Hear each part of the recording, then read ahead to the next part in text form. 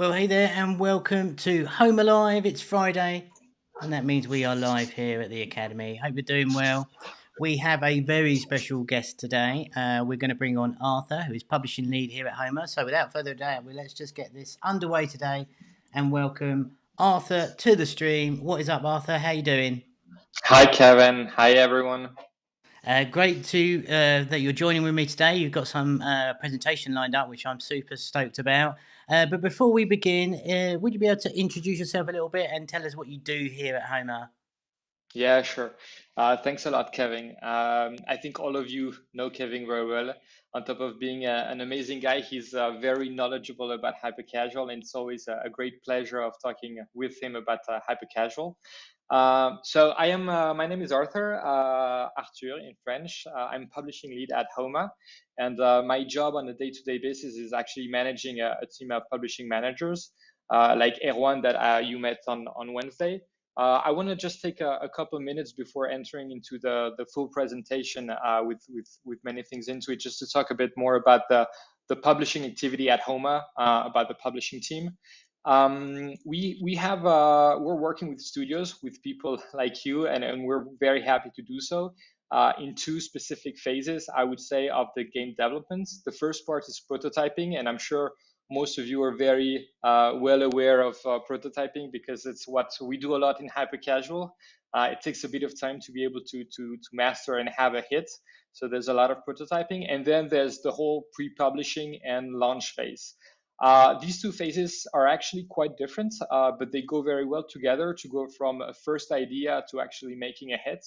The prototyping phase is obviously a phase where the studio and the PM are working a lot together, very closely. We don't have yet a lot of other resources which are into the process. So it's a lot about the PM and the studio working together. And here, a lot of what we're going to be doing in this game jam is going to be about prototyping, and hopefully we can have a lot of games with potential and then move to the pre-publishing phase.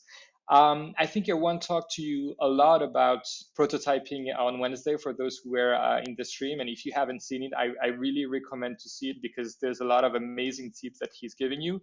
If I just had to outline, I think the three most important parts of prototyping, I think that the three pillars are ideation, execution, and creatives. Ideation is all about finding the good idea because no matter your Unity dev skills, art skills, if you're not on a good idea, the odds of it happening and making it work are going to be very, very small, actually. So I think idea, even though it can be done in a very small time, you can write an idea, it takes 2 minutes. Actually, I would advise you to really take the time to make sure that you have a very strong idea, because this is going to help you so much, and make sure that everything actually you're producing afterwards is going to be of value. If the idea is wrong, you might actually be losing 2 or 3 weeks. So please do take a lot of time in ideation because it's very key. Then there's prototyping execution that you know even better than I do. So I'm not going to give you a lot of tips on Unity, art skills, etc. But you know that there are codes in hyper casual, and it's important to follow them as much as possible because obviously there are special recipes to make it happen. And the last one is going to be around creatives. Creatives is really, really important because I think it's the same way ideation is something which is going to drive the value of the game you're actually building. Creative is actually putting everything you've done for 2 or 3 weeks in value to the users who are going to see it into the ads. If you have an amazing games, but your creatives are not, let's say, don't have enough of a wow effect, or hard to understand, don't give that feeling of engagement to the user, you might actually just not make it, even though your product is really good. So once again, the same way that creatives can be done very quickly, because theoretically you could just take your game, you take 5, 6 raw recordings and you put them, and it's you have your campaign which is ready. However, the difference between just having 6 raw creatives without thinking exactly what scenario am I putting forward, how am I making the user engage, how am I giving them the will to just play the game, this is going to be very important. This is going to have a huge impact. So I think like put a lot of focus on this as well because it's going to be very important. Then I'm going to come very quickly to the pre-publishing and launch phase. It's not something we're going to do right away in the first weeks of the jam, but if you have a game, we're going to be very happy to be able to work more with you on a game with potential. And then here's going to be a moment where we unlock a lot of resources within Homa to actually make it from a good prototype with good marketability, good game metrics in terms of playtime and retention, to a game that's potentially a hit. And this is where you're still going to be working very closely with the PM, and this is where you're going to be working on the product. What features am I implementing? What is the product roadmap? How do I structure my different sprints? You're going to be working with him. But on top of this, you're going to have the support of our creative team, and you'll have, I think, maybe next week or the one after, a stream sessions with Katya, who's going to talk a bit more about creatives, even though Erwan already introduced some of the key things. The creative team is here to test hundreds and hundreds of creatives to make sure that on top of the first creatives that brought a good marketability, we try all the different options and make sure we have the best creatives to boost the marketability on the different networks, on the different geographies, because we know that based on the networks, people might be reacting to different ads. What's working on Facebook might work differently on AppLovin, Unity. So it's important to have a lot of different creatives that we can test and push on the networks. Then we have the support from our growth team. Our growth team is mainly here to support user acquisition, how we balance it the right way, and how we actually scale up progressively on the different networks and on the different geographies.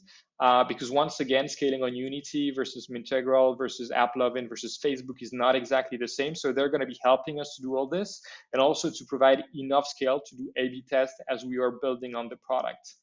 And talking about A/B tests, we have the support as well from the data team at Homa. So the data team is going to help a lot to set up events in the game and to do the analysis to understand what is working and what isn't.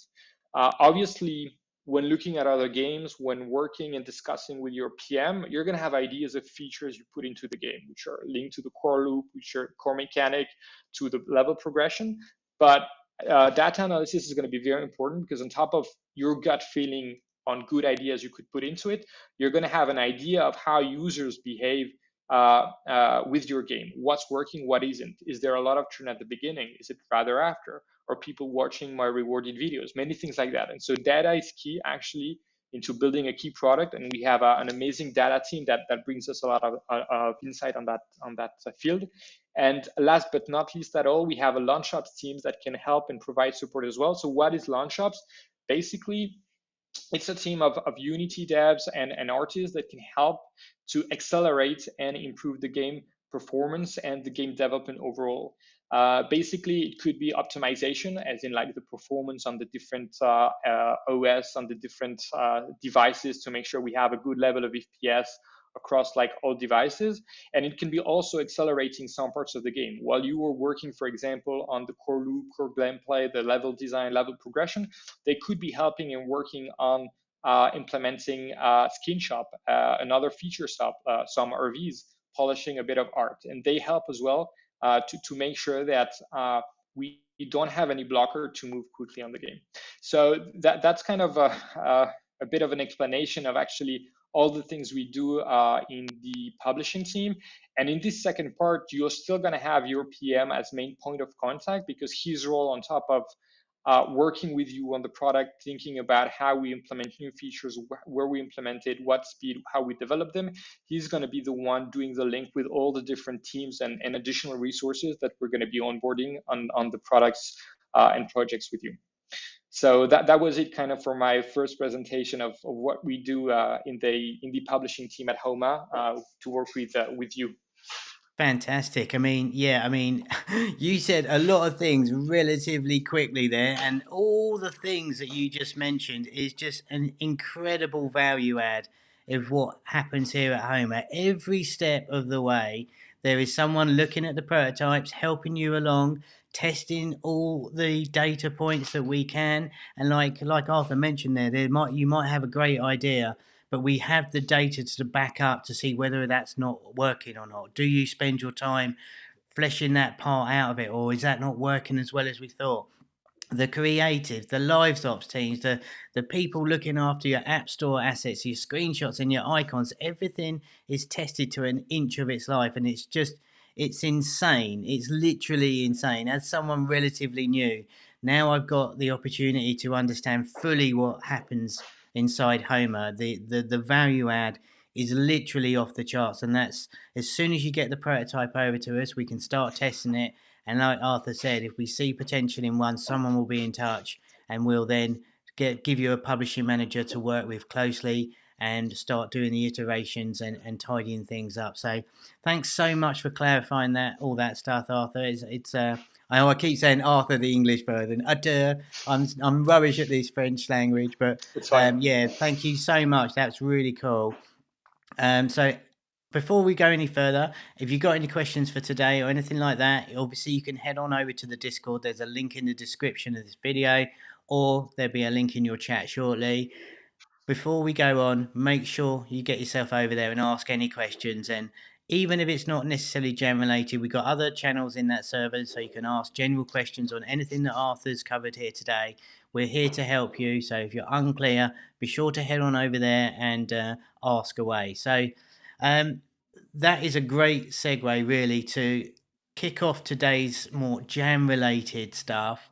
And Arthur's going to go through some. Well, I'll just pass over to you now, Arthur, if that's okay. And I'll let you crack on with all the jam stuff we've got going today. Sure. All right. So I want to introduce a bit the theme, and as I was giving you a bit of guidelines on, what are the key things you need to be looking at in terms of prototyping, I think we're going to do into a bit specifics to the theme of the jam, and what you need to have in mind when you're going to be working on the prototypes you're doing. So first of all, I'm sure you know already the theme, Blast from the Past, that was introduced by Kevin into the opening ceremony. So I think it's a very interesting theme because it's very broad and opens to a lot of possibilities. And we've seen so many times actually already in the past, and we'll come to some examples of games that are just inspired by what has been done before. Either it was in the same kind of devices, it could be also mobile games, but also coming from other genres or other type of games. So I think it's an amazing theme, so that we get a lot of amazing ideas coming up in prototypes. Just want to just precise a bit, like what can we do about these games? How can we refresh the different games? And I think there are kind of three way to put it. I think obviously we could have more than that. We can divide it differently, but the first thing, maybe the simplest, is just rebooting. I think the rebooting. So rebooting is just refreshing concepts with today hyper casual trends. It means you wouldn't maybe change a lot of things to the game in terms of core mechanic, in terms of even maybe the theme could be even very similar. And just the goal is to make sure that given the trends and the codes we have of hyper casual today, we are in line with what we are expecting. So in terms of art, in terms of clarity, in terms of UI, in terms of controls, it would be very much linked to what we have in hyper casual, but it's more a small refresh. Then a second option is actually going a bit further and doing what we could call a remix, which means actually you keep some important elements of the previous game, even like a bit of general mood could be the same, but you could be adding on top of it a different mechanic, a new mechanic that will add to the game. For example, and we'll see some examples about it as well, you could be adding stacking. Many games in the past didn't have stacking, but stacking horizontal or vertical is working very well in hyper casual games. And maybe with the game idea you have, stacking works very well. So that can be also another way, on top of just adding the hyper casual codes to your game, of getting a new idea. And then the third one is going maybe even further. It could be reimagined, which means you're only going to take something which can be actually very small in the game, which can be just the core loop and the control, and maybe changing everything around it. Maybe you're going to change the team. Maybe you're going to change like deeper mechanic. You're going to be adding depth. The level progression is going to be very different. And this is a very different approach to it. So these are three ways of thinking about it. It's going to be a bit up to you. If you feel that a game can be just refreshed because nothing has been done in quite a long time, and just refreshing it can be just a good way to do it. If you have other ideas, just feel free to do some remix and reimagining as well, an old school game idea. All right. So now, obviously, the question is, where do I get ideas? Where do I get inspiration? So I think here again, as the topic is quite broad, we can be looking at different places. And based on, I think, what you prefer, you could be looking at one or the other. You can also be looking at the three. The first one could be console and PC games. Obviously, there are so many games out there on console and PC. It makes sense to look at what we have there. I think maybe the small thing you need to be mindful when looking at console and PC games is that usually most of them, except if you take maybe very old console games that would be simple, most of them are going to be more complex. And so a lot of what you're going to have to do is also about simplifying what you have. In the adaptation, you might not be able just to do a refresh, as we were saying, because the games might be more complex, but you can find amazing ideas in console and PC games. And even some parts of PC gaming or console could be adapted maybe easier. If we think about Mario Party, you have a lot of small mini games. These mini games, maybe they're 1 out of 50, but they could make it into a hyper casual game. So you can find also simple games into console and PC if you're looking at the right places. Maybe just something to be mindful if we think about Mario Party is that some of these games actually they work well because you have 50 games to be playing, but they may not all be very sticky. If a game is not sticky at all, if you think in terms of core loop, maybe it might not be a very good candidate for hyper casual. However, if you have one very sticky, it could be something you could adapt very well. Then the second option, obviously, is looking just into all mobile games. It's almost maybe the simplest because it's even easier to adapt it from the previous one to a new one. Here, I think you could be just looking at the top games from the last years. I put 2010 to 2019. I remember Kevin in the opening presentation was putting 2010, 2011, 2012. I was thinking at the beginning to put it up until 2017, but I put even up until 2019. Why? Because I think that the hyper casual market is moving so fast that when we look back at what was done in 2019 and what is done to today, I think it's games that are really very, very different. And so even looking at games which are 3 to 4 years old, you can find amazing ideas that can be adapted, remixed, reimagined, and that could be working very well. And the last option, obviously, if some of you were there at that time, if you're not too young, even though it exists still today, I think there was a time where browser mini games were a huge thing. I remember when I was a kid, I would play mini clip games like a huge time of my day. At some point, I really liked them, and so obviously all these places, we think about Congregate, Miniclip, itch.io, they have a lot of games, and these games are usually already pretty simple in terms of core loop. Maybe the level design, level progression needs to be adapted, but there are a lot of games which are actually quite simple enough so that you can adapt them. Maybe just try to look before going forward on the prototype. What are the possible games that exist already on the App Store that could be similar, especially Miniclip, for example, because we know that they publish games on their own, so there might already be a version of their game on the store. But in any case, I think these are amazing sources to get a lot of ideas for the games we want to reboot.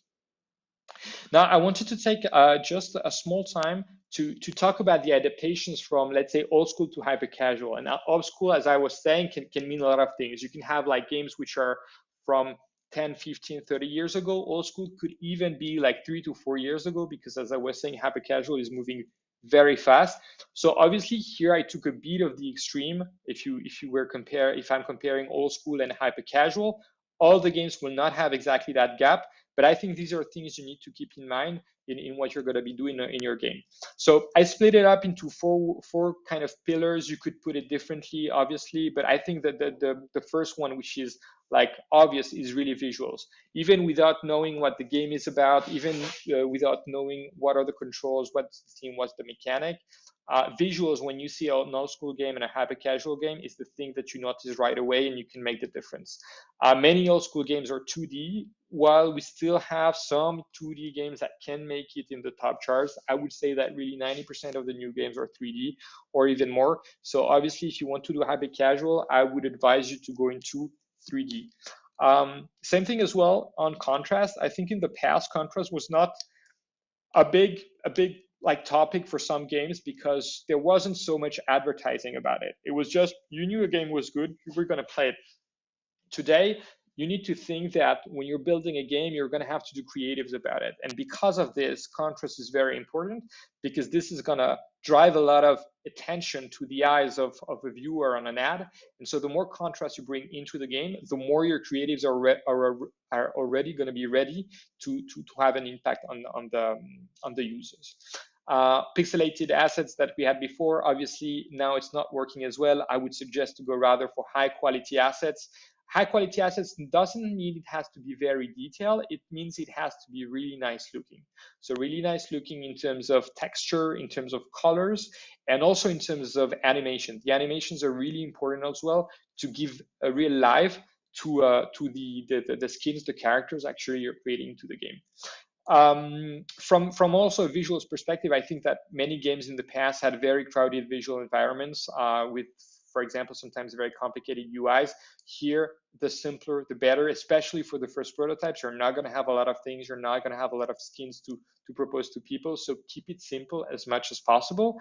And last thing, in terms of visual, obviously, especially if you come from console, PC games, most of them are going to be horizontal. And here you're going to look at vertical games in hyper casual.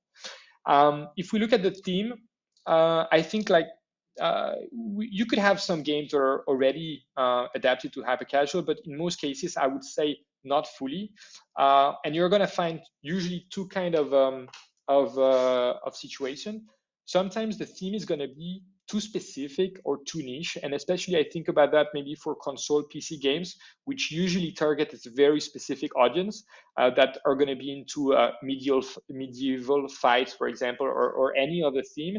And maybe when you go into hyper casual, you want to go and have a very wide audience, and because of this, having a theme which is too niche or too specific might be a problem. Also, if we look at even older hyper casual games, 4 or 5 years ago, maybe they were not that niche, but they were very abstract. We had many games which are about neon colors with many shape-oriented games where you would have just a sphere, I don't know, squares, cubes. Right now, it's true that we're going more and more. If you look at the top charts on games which are relatable for everyone, that are things which are related to everyday life, and that also you can see that are trendy in the social medias. And these kind of go together because it's true that if we look at social media, TikTok, for example, a lot of things you see there are very linked to what we'd have on an everyday life, because most of the TikTokers actually talk about what's happening in their life, even if sometimes it's quite amazing. But I think this is an important thing. Try not to be too abstract, not to be too niche. You want to be relatable and trendy. The controls, especially if you are going from a game which is console, keyboard, same thing. It's most of the time going to be multi-touch input. It will require a controller or keyboard, and it takes time to master. Usually, you don't have the same playing experience after 30 seconds, 10 minutes, and 2 hours. Here, it's going to be very different because we only look for one-touch control. Anything which is not one-touch will not work in hyper casual. You have a lot of options. You can be going on swerving, you can be going on drag and release, hold and release. There are a lot of options, but it needs to be one touch control, and that's very important. Second of all, it needs to be intuitive and satisfying, and it has to be easy to use from the start.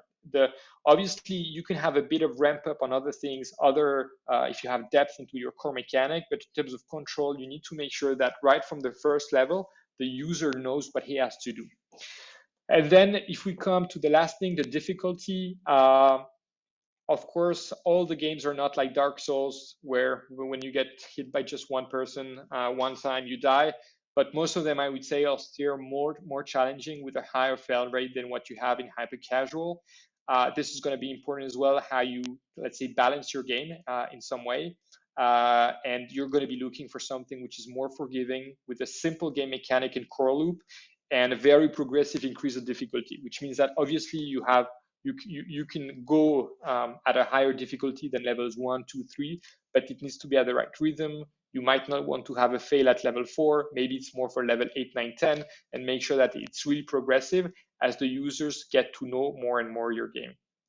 So that's kind of the main differences I would see. Of course, if we go into more details, we could talk about hours about these differences. But I think these are the main things you need to keep in mind, and always aiming to the right part of the slides we're showing. Then the last part I wanted to share in terms of guidelines, it's a bit of a wrap up about the things I said above. But the things I say previously are a bit more technical into the things you need to apply on the product itself. Here, I think it's a lot about the mindset in which you are. That's why I said to keep in mind, because I think hyper casual, it's also a lot about being in the right mindset. Game development can be very different in terms of genres. If we take AAA games, you have like huge teams that are working for years and that have a lot of time of development. Usually hyper casual, it's much smaller time. It will be maybe 1, 2, or 3 weeks of development and less resources. So you need to make sure that you focus on what is the most important, because you won't have 50 opportunities to try your prototype. Usually you only have one. You may try to have a second one if you rework a bit your prototype, but that's why I think you need to focus on the main things right from the beginning. So the first pillar for me is really simplifying, especially for this theme we have today, as you're going to be taking ideas possibly that are a bit more complex than hyper casual. Really, really try to make it as simple as possible, because we are trying to target a large audience. And this starts with the idea. Usually what I tell to my PMs and studios is that if your idea takes more than 2 or 3 sentences to be expressed, your idea is already too complex. Okay, if you have to tell me about 3, 4 minutes about your idea for your game, it's too complex. You should be able to pitch it to me in 20 to 30 seconds max. Okay, so that's very important, linked to the ideation. If you can't, it means that there are some things that you need possibly to remove. Then the core mechanic and controls, I were saying, we're looking for as simple as possible. Core mechanic, because it needs to be understandable in 30 seconds. It's very important that the core mechanic is not too complex. Otherwise, in a 30-second ads, you won't be able to make people understand what it's about. And then difficulty and art as well, as we said, make it simple. Second thing, make it relatable. We just said it before, but it's really important. You need to go from something which can be abstract to everyday life. The third one is make it impressive. Once again, I come back to the idea of the creatives, and this is going to be my last point as well on the creatives. But make it impressive. I think the more you can impress people, the more they see something which is different from what they see every day, the more it's going to have an impact. Because I think nowadays people are so used to spend a lot of times on their phones, whether it's in mobile gaming apps, whether it's on social networks, they see so much content that their attention is very small. And because the attention is small, they will only stop when they see something which is impressive and also relatable. If it's not relatable, they just think, I'm going to pass to something else because this is not for me. I don't understand what it is. I don't have time for this. If it's not impressive, even if it's relatable, they're going to be thinking, I've seen this 100 of times. I don't have time for this. So these two things are very important. And the last one is how do you make it happen? Well, you need top-notch creatives. It's not just about doing an amazing game. It's also about doing great creatives. And I think that to make a great creative, it's to be clear. That's the first thing. Even if it's very impressive, if people don't understand anything, possibly people won't click. Okay, so it needs to be clear. It needs to be simple. It needs to have contrast, action, and juiciness. And obviously, you can work as well on the fear of missing out. But if you put everything into the creatives and you spend the right amount of time into them, I'm sure you're going to be able to make out of a good prototype an amazing one, because you're going to be able to have the lowest CPIs you can get. So that's kind of it for me for this kind of first section regarding the first hits I have on the jam. Wow. There was a honestly, you guys have been blowing me away. There, that was a proper masterclass in hyper casual there, and really appreciate that. I just want to say before I forget, the slides for this chat, this presentation, and Erwin's on Wednesday. In case you missed it and you want to refer back to it, and I highly recommend you grab the downloads. They will be available from next week. There was a lot of information there. Totally and utterly agree with everything you said. Obviously, I think for me, some of the key points there, and I'm going to kind of jump about interchangeably on the slides. I think there's a lot of time that people get hung up when we say, "Oh, it's got to be real good quality all the time." And I think what was really important, what you mentioned, is it doesn't. We're not looking for AAA graphics here, but we're looking for solid animations and make it look simple yet not janky, just like make it nice and solid and make it look like it should work properly. So I know there was someone in the Discord, or perhaps a DM, that said, should I have, what quality should my graphics be like? And I said, well, we can see the quality of graphics that do well on the store. We all know the little men, but as long as they look nice and solid and they feel smooth, then that's perfect. And the other thing I really want to mention before I forget is coming back to this simplicity term, because I think it's so key that you mentioned, Arthur, so many times, and it gets repeated over and over, and I don't think it can get repeated enough, because the most simple thing will often be the most effective. And what you mentioned about, you essentially, it's the elevator pitch, isn't it? If you need 2 minutes, right? So I've got this thing, and then it goes up here, and then, but what you got to do is this, and that. No, you just need to be like, say, bridge race, for instance. You run around, you collect bricks, you build a bridge to the next section. That's the game. That's the core loop, and you always want to Exactly. remember to keep that in mind. Um, the animations is really key. I think, really, to summarize all that before we go on, um, the other thing you mentioned was like the rebooting, the remixing, and the reimagining. And one of the examples I gave on the opening stream was the Tasty Pill game, Deliver It, and that was a 2D game. No, I've forgotten the name of it. Um, Pick Me Up 2D, and the latest one from Voodoo. It's dropped a little bit now, but it was in top 10 when we did the live stream. That, and now Deliver It 3D, which is Hmm. essentially the right game. My point is here is that they added the stacking mechanic into that game, so they had the same core where you go round, touch, tap timing mechanic, but they added a stacking thing, which is the kind of the remixing, reimagining thing that you were talking about.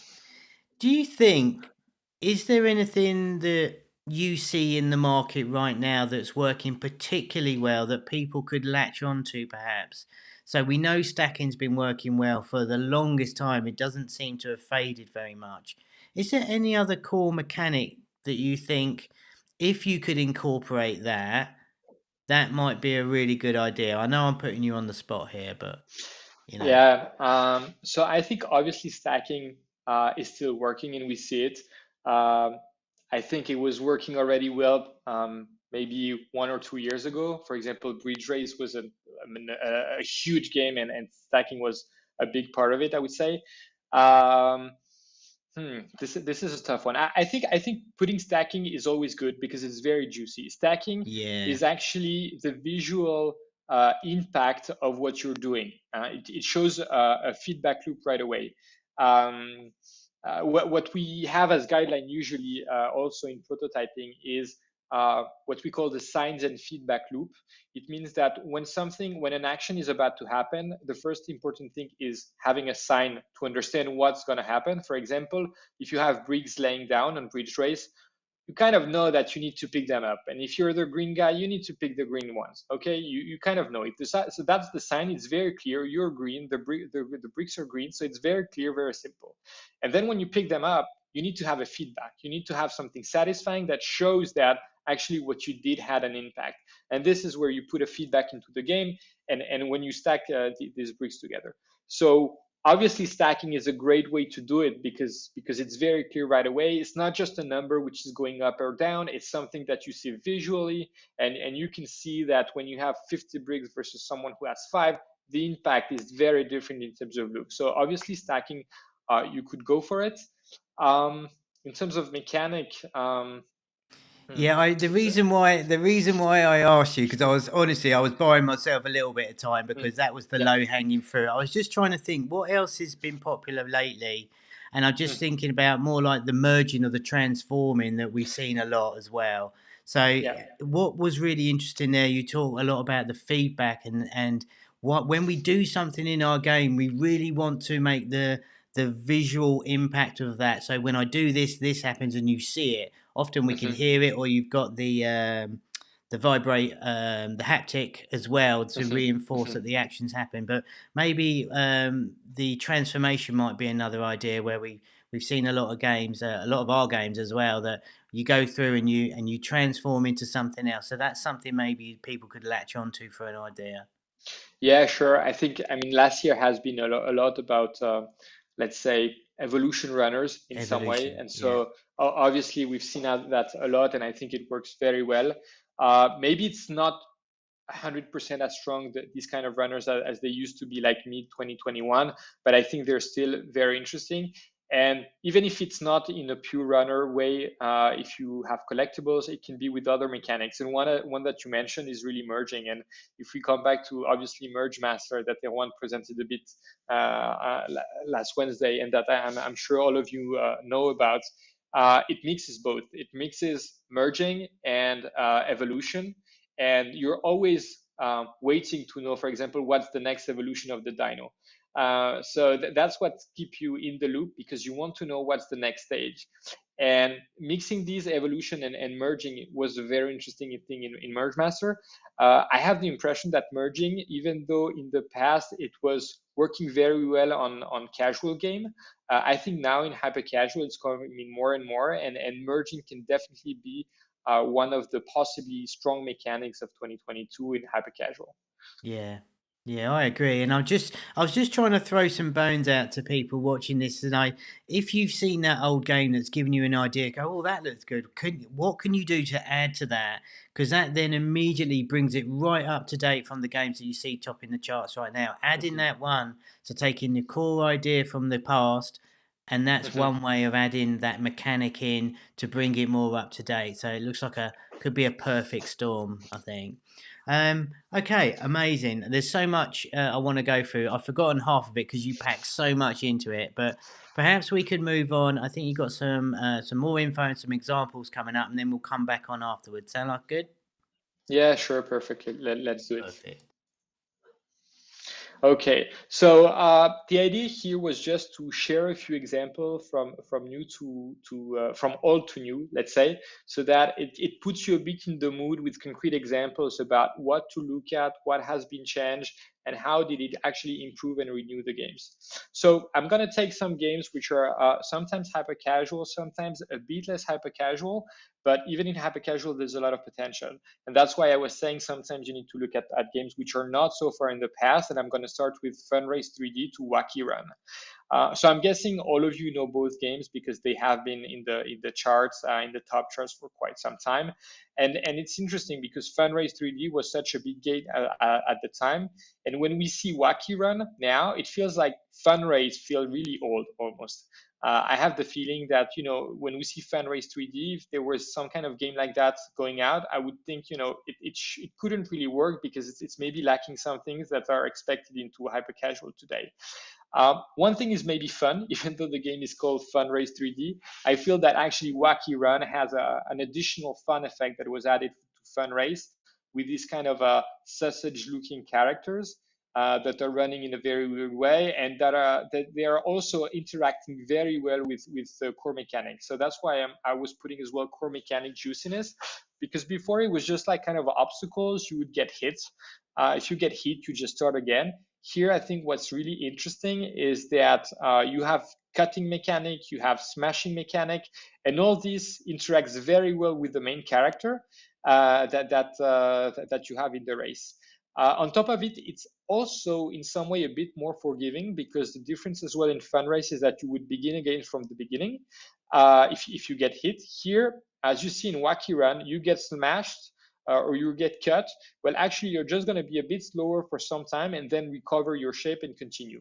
So it doesn't put you back right from the beginning. So you can even play the game, do some mistakes being cut, and still win at the end. Another thing as well I would mention is a bit contrast. If we take a look here on the left, Funrace 3D actually both. So the obstacle has red and yellow, while the track has yellow and the character is red. So actually the contrast is not that big. It takes a bit more time to understand really what's happening, even though it's obviously pretty clear overall. What they did in Wacky Run, sorry, is that everything is kind of almost, in this example, orange, and the three characters have a very different color, so we can notice them very simply. And the last thing, obviously, it's obvious, but it's a bit of a newer, modern UI. It doesn't change much in terms of structure. The main UI you have here is on top the level progression, but it's a bit. They changed the codes because right now we have something where the art is a bit more minimalist in some way and nicer looking. So that's an example, for example, to get from a null hyper casual game to a new one with Wacky Run. So I'm going to move to a second one. I'm sure you guys know it very well. Obviously, the adaptation here is a bit different because I would say the first games were actually still pretty close in terms of overall look. When you see both, you really see right away that they look really like the same game. Here, the adaptation is interesting because there's a lot of more differences and time difference between the two games, I would say. So obviously you could note Snake versus Blocks. I think you know Strong Pusher as well. That was initially called Fat Pusher. So here the main changes are moving it from a 2D to 3D game, which gives a very different vibe. Obviously at some point 2D games were everything we had on the store, so it wasn't really a problem. Now we are looking for 3D games most of the time. The theme is more relatable, even though now it's a bear, it used to be a man that was actually pushing blocks.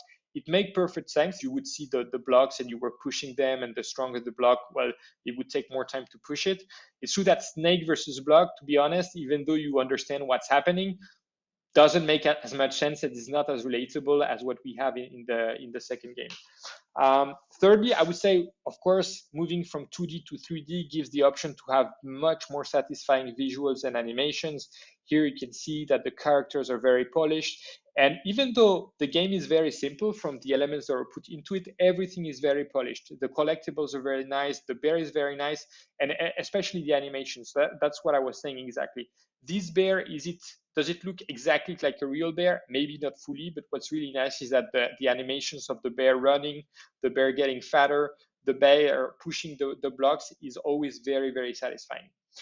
In some way, also, it's a bit more forgiving, the same way as the first example as was sharing, because Snake versus Block, because it's 2D, it's from above, we have actually quite a limited visibility on what's going to come just after, because we're limited to the screen.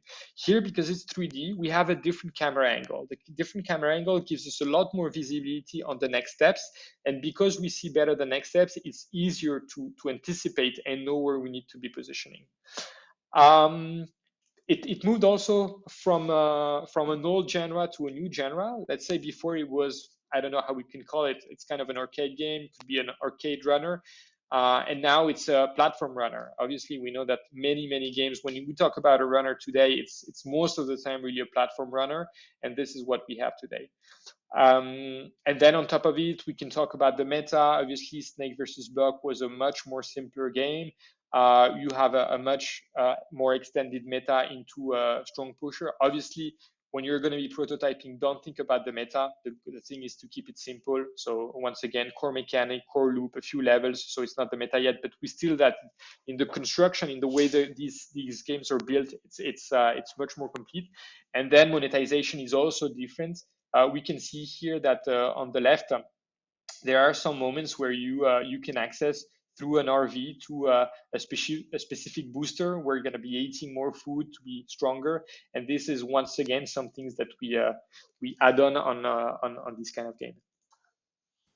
Okay, so just before we move on, I'd love to. Yeah. I was going to comment on the last one, but I don't want to kick Yeah. you off too much. There's a couple of questions that I want to address from Sure. the chat as well before we go on. But I think this is a really great example because I don't think many, and I'm going to include myself, would have sort of initially realised that Snake versus Block kind of had this strong tie to Strong Pusher, or it was Fat Pusher. You're right.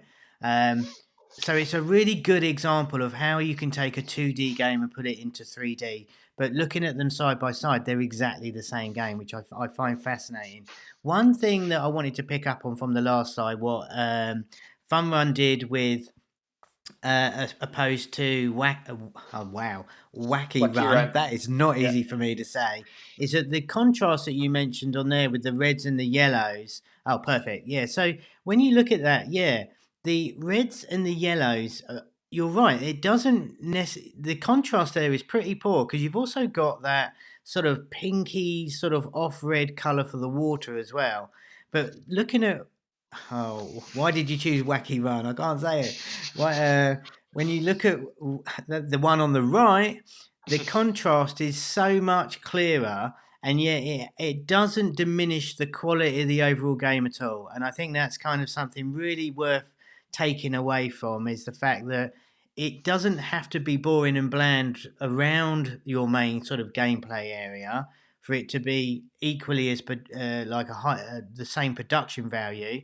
But it's so much nicer to look at the one on the right, the one on the right.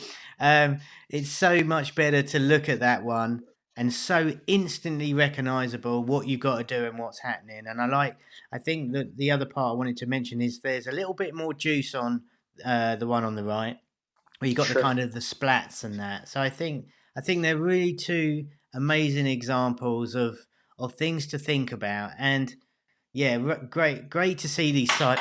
Wow, great to see these side by side. Sorry about that. Something just fell off something. I want to hit the chat real quick. In terms of art, assets, and animation, should we add an artist to the team? And what tools would you suggest? Hmm. A bit of a tricky one there. So I'm going to answer the one about the tools because I'm not that knowledgeable first. So I can't give you a lot of advice. Maybe we can look into it and try to answer you on the Discord, but it's more complicated for me to give you a clear vision on the tools that are the best from an artist perspective.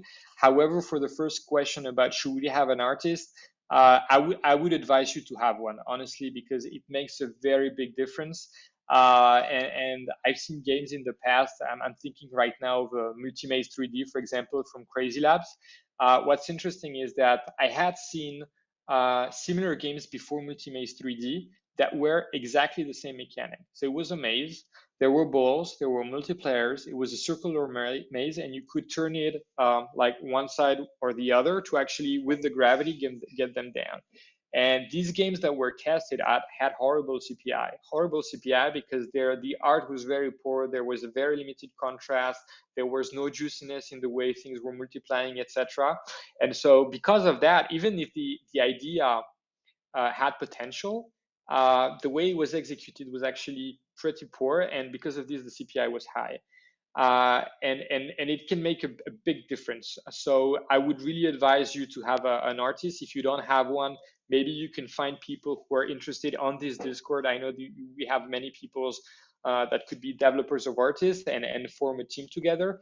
And yeah, I would advise you to get an artist because here if your mechanic is good, it's going to improve even more your game if you have an amazing artist that can just make it juicy, make the contrast the right way, the coloring, the lighting. Lighting is very important on top of just choosing the right colors. Having the right lighting is very important. So making all these things like top notch is very important. It's going to help a lot on the quality of the creatives you can produce. Yeah, I think that's right, and it's a great example of why a particular game, even though it was the same concept, was executed worse than another that actually Mhm. worked out. That actually ended up working out because the production value was higher. Now, I will just say, in case you aren't able to get an artist on board, I would take some Mhm. cues from some of the big games in the store as well. Look at the ones that have done well, and if you're unsure of the colours, get inspired by some of the palettes that you see from the top of the games that have done well. And of course, don't just rip them off and copy them. That's dumb. You don't want to do that. But you can definitely look at what they've done in terms of, right, they got a blue and an orange or a red and something like that, and take some cues from that to do the best job you can. As the best job you can without an artist. But as Arthur said, there's a if you want to hook up and try and team up with someone in the Discord, we've got the channel for that. It's highly recommended that the put your best foot forward on that. Arthur, would you mind just quickly moving back to the slide with fat pusher or strong pusher? Sorry, thank you. Because I want to just address what Panos said. I know Jason. What is up? Jason's answered it, but what way is strong pusher relatable? And I'll just read you out what Jason said because I pretty much agree, but I think it's worth mentioning it. So, um, it's relatable eating food and getting fat. and it's more relatable than the 2D abstract version that we can see on Snake versus Blocks. Is there anything else that you think, any sort of tips that you of making something more relatable if you're going from a 2D abstract type game to something a little bit more 3D and real? Or does it depend, really? Well, I think the main tip, as you said, is just linking it to everyday life activities, and eating is something all of us do, and we know that if we eat a lot, we may get fat at some point. So that's why I think it's very relatable. Then it can be on the environment as well. For example, just using, making sure that whenever you use collectibles, for example, you think about what collectible makes the more sense. As I was saying before, the signs and feedback loop. Whenever an action is going to have an impact, make sure that the collectibles, right when you see it, even before your character interacts with it, you have an idea of what's going to happen with it. It's very important because then there's already an expectation, and when the action happens, this expectation from the viewer is met. So I think this is also very important. So yeah, anything that makes as much sense as possible is important. And yeah. Yeah, I think I'd just like to add really it's more to do with obviously Snake versus Block is a 2D abstract game, so you've got circles and blocks.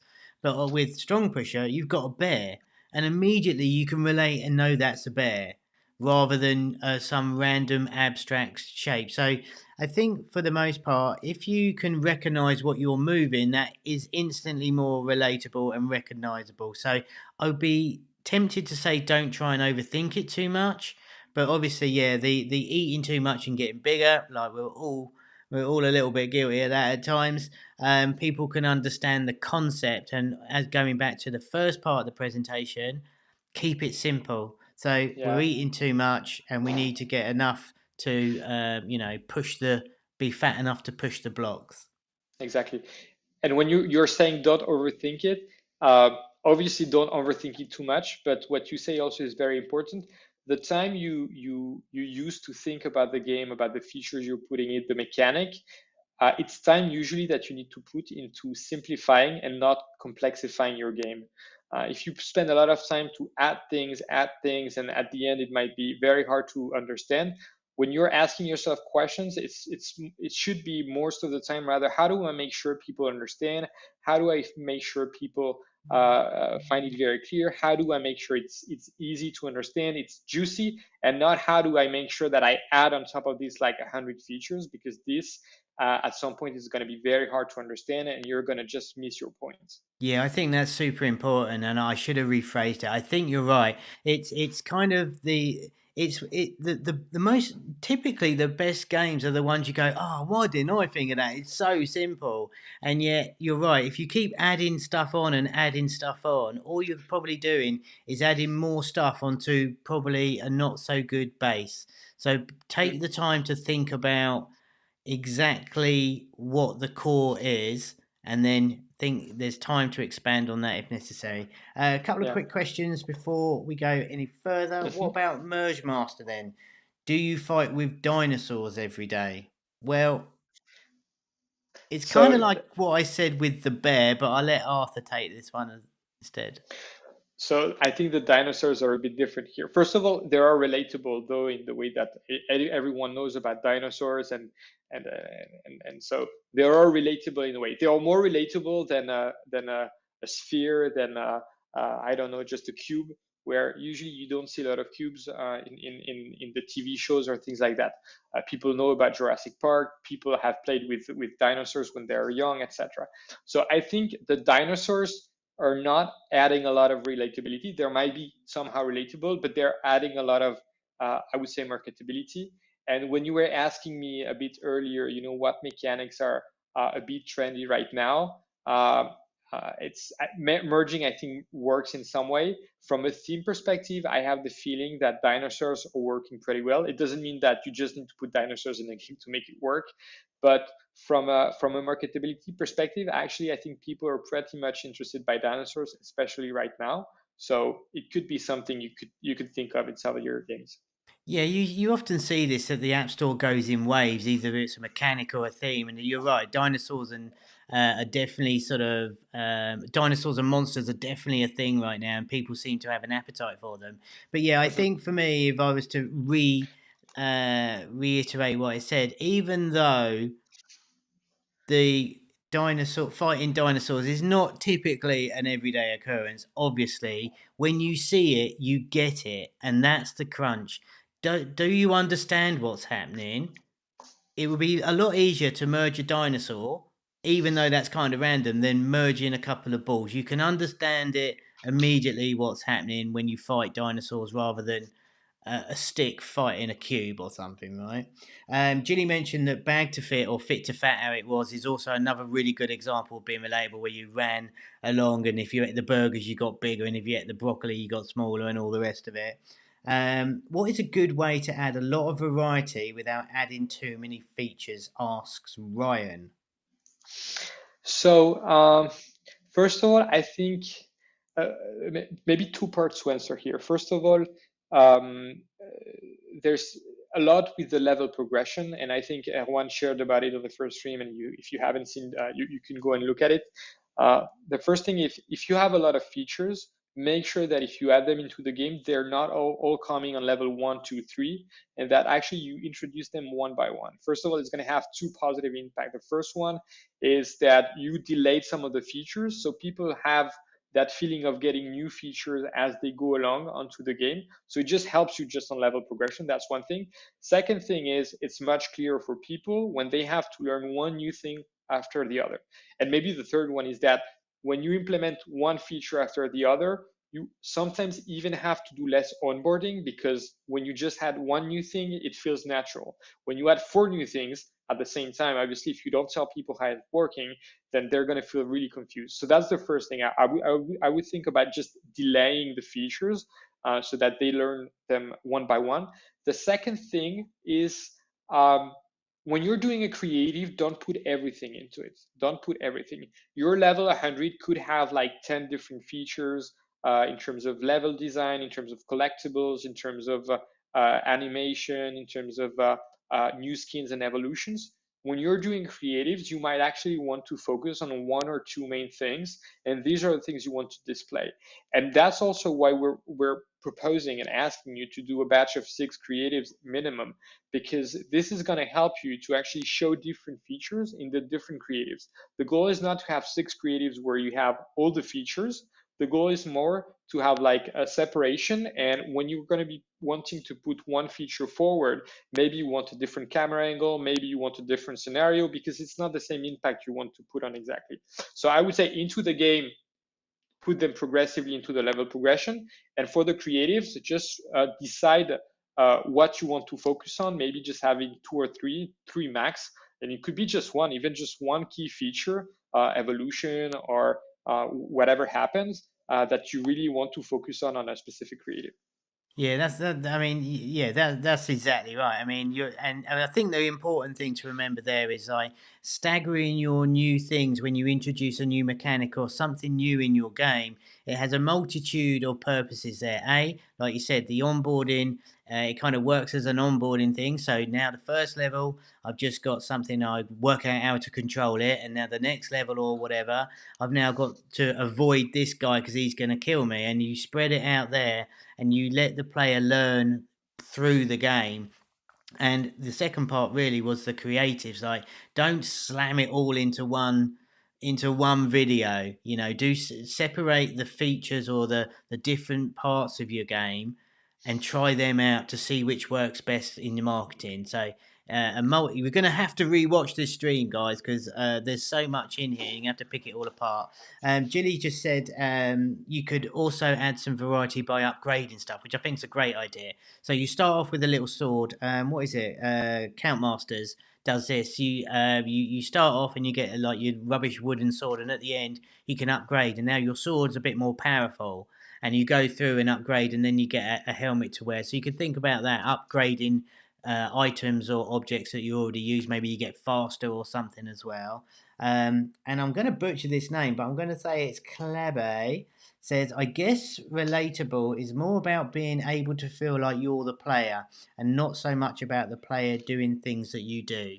And I think I'd agree with that to a certain degree. What do you think, Arthur?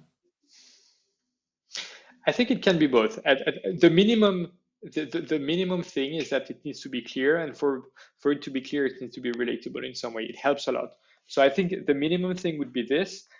However, on top of it, it could be you have some games, a lot of games which are kind of simulation, food cutting, things like this. So this could be like even the core mechanic could be on something which is an action you would do on a daily basis, and it could be linked to it. But you have games where the action itself doesn't have anything to do with what with what you would be doing on a daily basis, but at least the character, the collectibles, the environment just makes sense with what you know, with what you're aware about. Yeah, I think that's exactly right. Yeah, and I think you've got the gist of it there. I probably worded it a little bit, but you're right. It's the same way as that.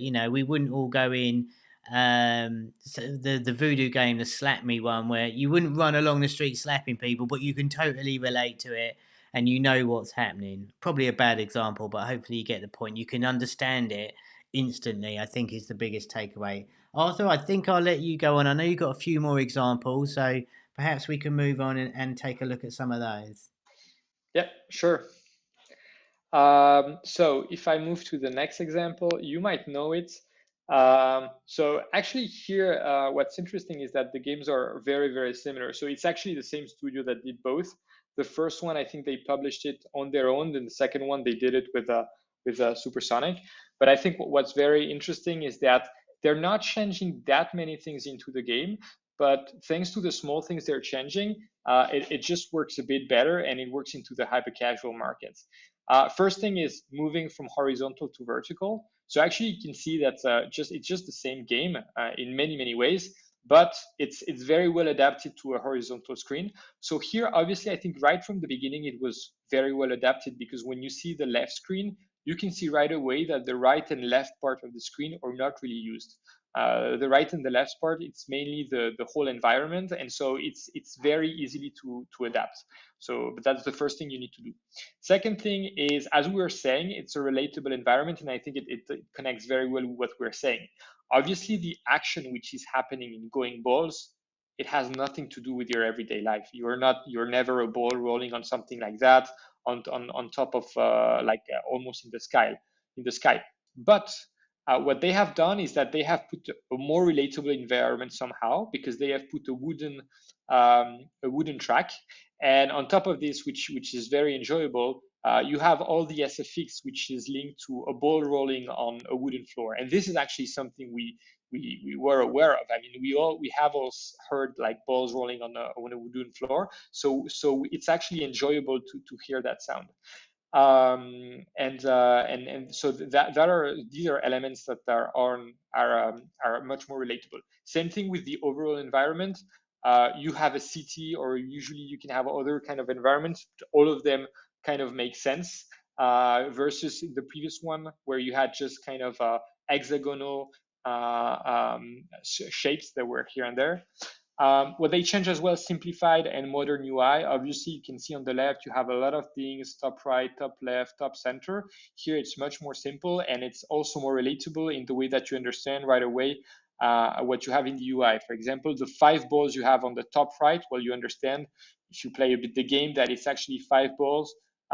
Before losing the game, you will see that every time you lose one, there's a red cross that appears instead of it. In the previous UI, you had kind of 5 circles on the top, but to be sure it's actually 5 lives you have on the ball is not that clear. Then obviously contrast, you can see also like the track is very dark in the first one, and the sides of the ball are also dark. So actually to know the exact shape of the ball on the left screen is not that easy as the one from on the right, where there's a clear difference between the wooden floor and the ball itself. And then juiciness overall, I would say, I mean, there are coins, there are platforms which are moving a lot. I think overall, even though the first product was not bad in terms of juiciness, a lot has been added as well on the going balls. So I'm pausing a bit, Kevin, if you want to, Yeah, I was if just, you I have was any just, questions. I was just sort of, I was just taking it all in. I was trying to figure it out because I think Gyrosphere was quite a big Apple feature when it was first released. I hadn't realised it was the same developers. I think what was important about this one, and it's kind of a weird one since we were talking about the relatable stuff so much. They are both kind of like almost random, but you're right. It's the wooden floor thing that really seats it in. Um, a world where we can understand it. And I think the introduction of having the ramps and the big hammers, it feels way more like a game that we know. And I think that goes a long way for this with the coins as well. What I think is a really biggest takeaway overall for me on this one is the fact it's gone from landscape to portrait. And as you rightly point out, the actual left and right areas of the portrait of the landscape version are kind of obsolete anyway, and it's a real good reminder that you can take a landscape game and put it into portrait mode and still be really successful. Now Ryan says here, is a static camera okay for a hyper casual game? Um, by static camera, you would say it doesn't move at all. I think it depends. If it's a runner, it has to move with the character. I mean, you cannot say at the beginning of the track and not seeing the person evolve.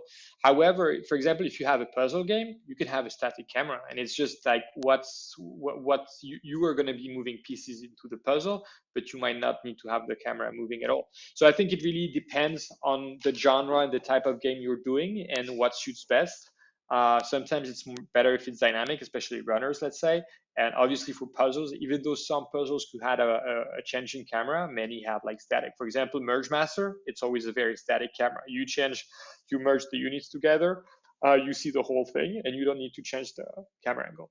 Yeah, I think that's right. I think it depends. And I think it's often a good idea to change camera angles to add some production value. But I think overall it needs to be appropriate and at the right time, and needs to make sense. Don't, it's like, if it makes sense to have the static camera, sure. But and again, it's great to have dynamic cameras. But if it doesn't make sense and feels weird and it's moving all over the shop, then it's probably not worth it. So I think you have to make that judgment yourself in terms of the game that you're building.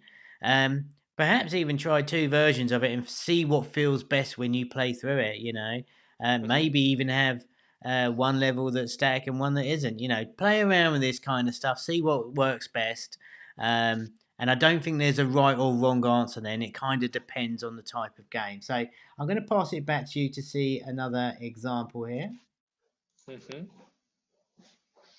Okay, so here we're gonna move to Stacky Dash. I'm sure most of you know it, and so obviously in 2019 we had Roller Splat and Amaze scaling a bit kind of at the same time, kind of the same mechanic.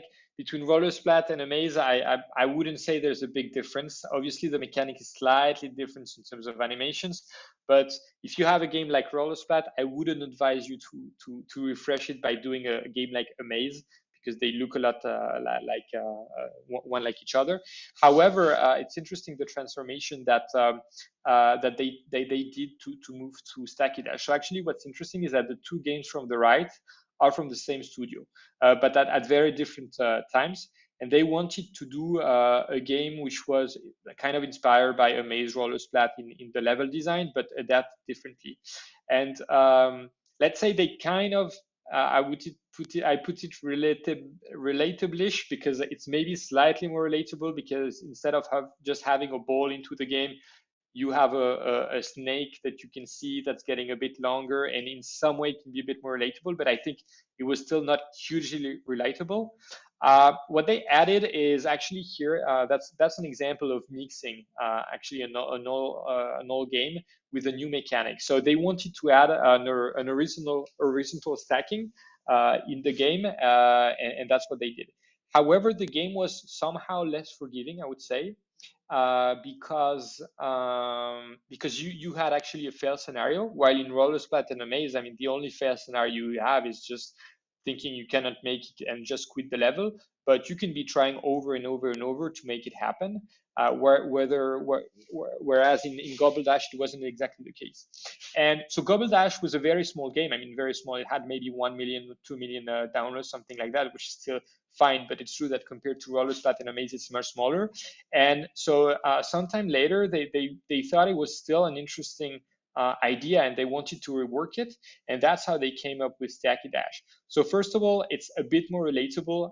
I will agree with you that it's not something you see in an everyday life, Stacky Dash. So as we say, relatability is always relative. It's not about making something which is always linked to what you do on an everyday life, but try to make it a bit more relatable. And actually using stickmen is kind of almost a relatable thing for people, especially right now in happy casual. It doesn't mean it's everyday life, but actually people understand really what's happening. They see a stickman and they see that you're collecting bricks and you're on top of it, and this works very well. Second thing is that they move horizontal to vertical stacking. I'm not saying that horizontal stacking cannot work, because we still have games like that work, but it was a time where vertical stacking was working a lot better, and it gave a lot of juiciness. Third thing is that it's more forgiving, the same way as Roller Splat and Amaze. Actually, if I remember well, it's complicated to lose, I think, in Stacky Dash and until you arrive at the end. Here you see in this creative, actually, if you don't have enough tiles, it's fine. You can go back, take more tiles, and if it doesn't work, you can try again. Here he's trying again. It's still not going to be enough, and then he comes back. So more forgiving. And then I would say it's also revamped in terms of color and art. If we look at the first prototype from Color Dash, I would say that in colors and art, it's actually a downgrade compared to Roller Splat and Amaze, which are pretty satisfying with the ball and the trail it leaves. However, Stacky Dash is very fine with both the way it's stacking, unstacking, and the way the colors are used. It's very satisfying as well. So that's also a way you can make an evolution on a game by adding a different mechanic, another mechanic to put on top of it, as long as it's still very simple to understand, which is the case here with Stacky Dash.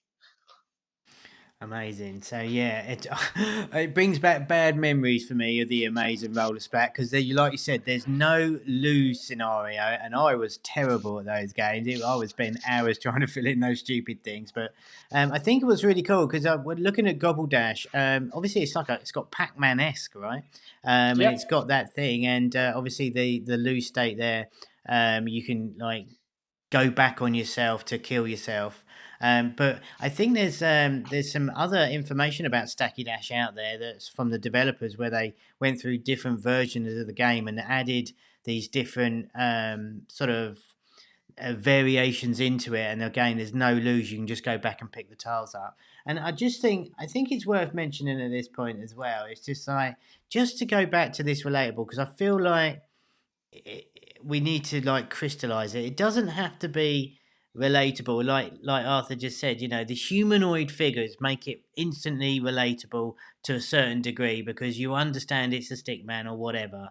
You know, if we look at Mario, it's a little plumber dude running around a weird thing, but you can somehow relate to it. So just it's more to do with it being less abstract than relatable. But if the more relatable to someone's normal life can often work very well.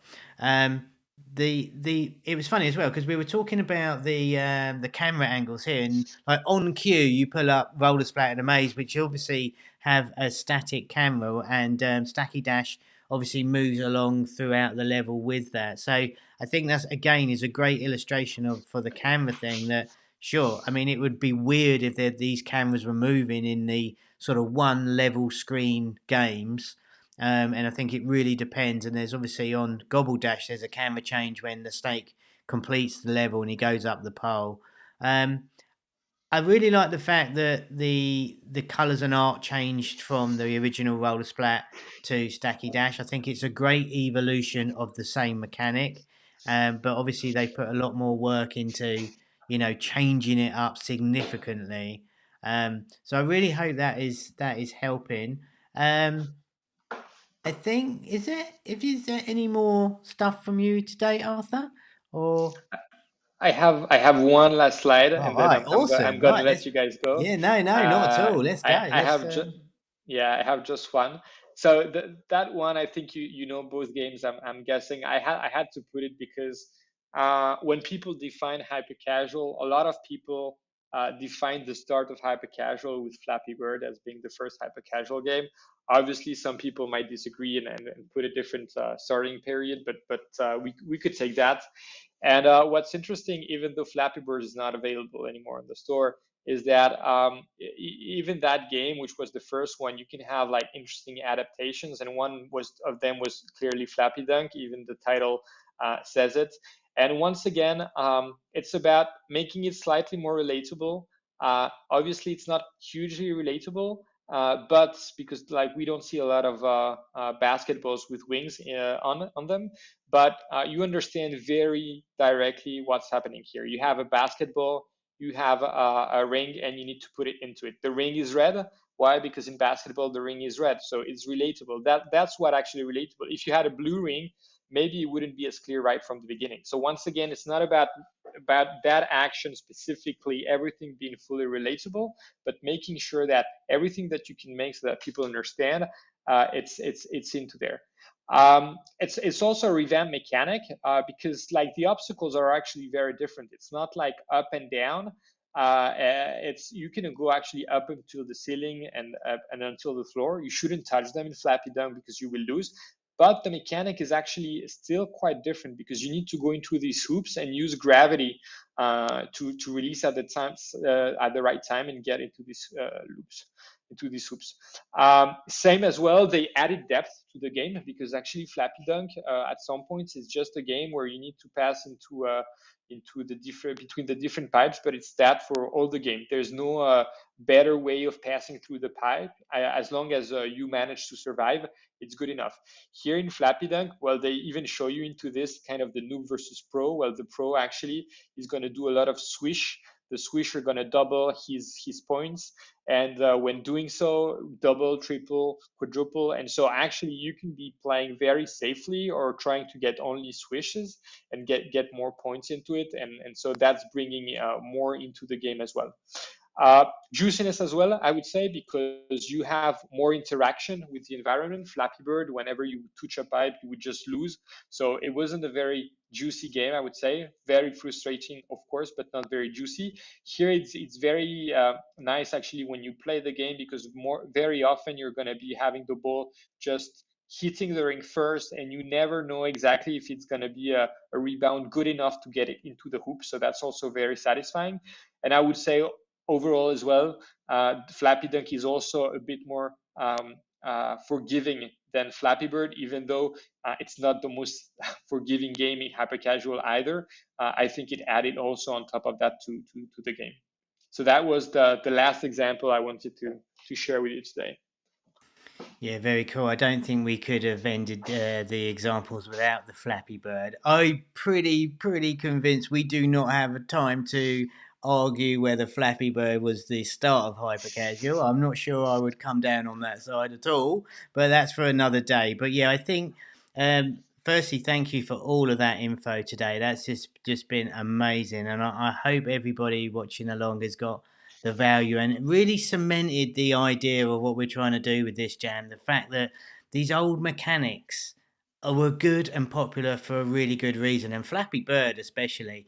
I mean, I think that was redone in 3D a few times with a few different iterations. I'm pretty sure Umbrella did a Flappy 3D that did pretty well for them back in the day. Maybe it's time for another Flappy Bird 3D to try out. Who knows, right? But I think you're right. The thing with that is to make it way less punitive than that sort of gay, and like you said, the more forgiving nature of it, I think is really important in hyper casual, where you don't kill people just by having that little bit out, and yet you make it fun and playable and enjoyable.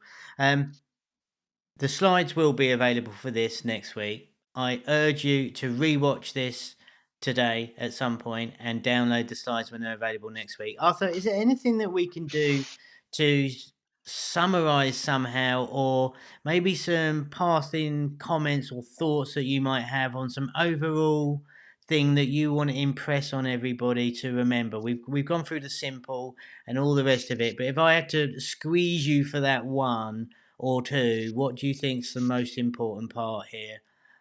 Certainly for hyper casuals and prototyping in specifically.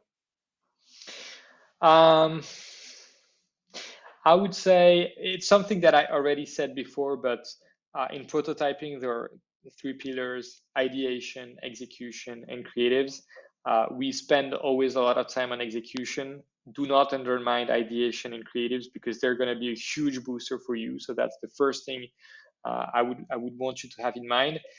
And the second thing is linked to this first thing, which is think about your creatives right from the beginning, sort of. When you're actually doing the prototype, in some way you are doing the prototype to create, to build the creatives that you're gonna propose to the viewers. The viewers, even before playing the games, the first thing, the first interaction with your games is always going to be with the creatives.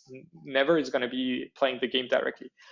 Organic player, yes, after sometimes, but at the beginning, it's mainly going to be ads. So if you can think right up front, I think at the creatives you want to do based on your idea, it's going to help you a lot because it's going to help you structure the game in a way that when you're building assets, when you're building animations, when you're building the mechanic itself, you are doing it because you want to do such creatives that are going to be that impact onto the game.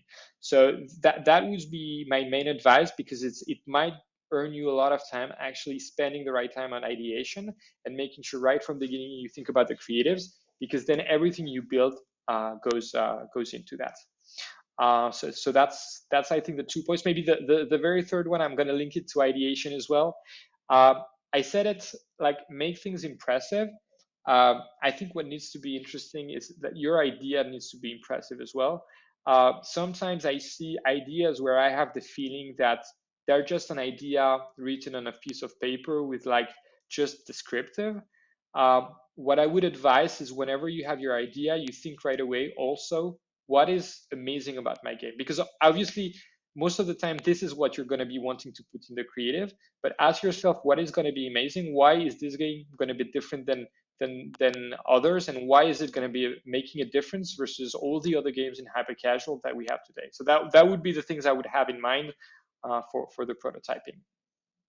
Amazing, yeah, and I love that. I mean, I'm sure everybody will get bored of me saying this who's looked at any of our stuff before, but we always think of the end product and work backwards. You're making a video here. Why? What is gonna go? What is gonna make someone on Facebook go, "Ooh, what's that?"